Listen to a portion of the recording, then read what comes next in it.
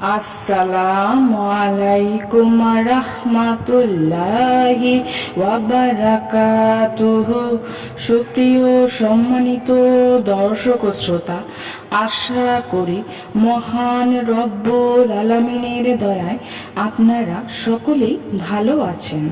সুপ্রিয় সম্মানিত দর্শক ও শ্রোতা, আজকে হযরত ফাতেমা রাদিয়াল্লাহু তাআলা আনহা থেকে একটি ঘটনা বর্ণনা করব।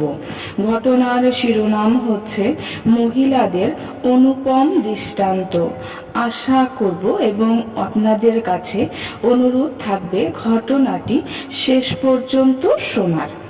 একবার হযরত আলী রাদিয়াল্লাহু আনহু এবং হযরত ফাতেমা রাদিয়াল্লাহু আনহা সারাদিন না খেয়ে ছিলেন। সন্ধ্যার সময় এক ব্যবসায়ীর উট এলো। উটের সামানাপত্র নামানোর জন্য তার একজন লোকের দরকার ছিল। হযরত আলী রাদিয়াল্লাহু আনহু তাকে এই কাজের জন্য সহযোগিতা করতে চাইলেন। অনেক রাত অবধি তার উটের সামানাপত্র নামালেন। ব্যবসায়ী হযরত আলী রাদিয়াল্লাহু আনহুকে 1 দিরহাম পারিশ্রমিক দিল। এদিকে রাত গভীর হওয়ার কারণে খাবারের দোকান বন্ধ হয়ে গেল। তিনি দেখতে পেলেন একটি মাত্র দোকান খোলা আছে। হযরত আলী রাদিয়াল্লাহু আনহু ভাবলেন, এখান থেকে কিছু খাবার নিয়ে যাই। তিনি 1 দিরহামের বিনিময়ে কিছু জব নিয়ে এলেন।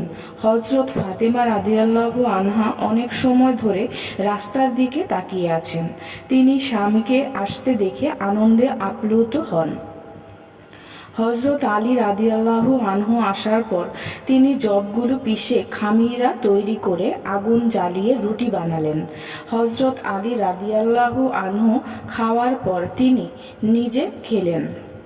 হযরত ফাতেমার সম্পর্কে হযরত আলী রাদিয়াল্লাহু আনহু বললেন, ফাতেমা দুনিয়ার সকল মহিলাদের এক অনুপম দৃষ্টান্ত।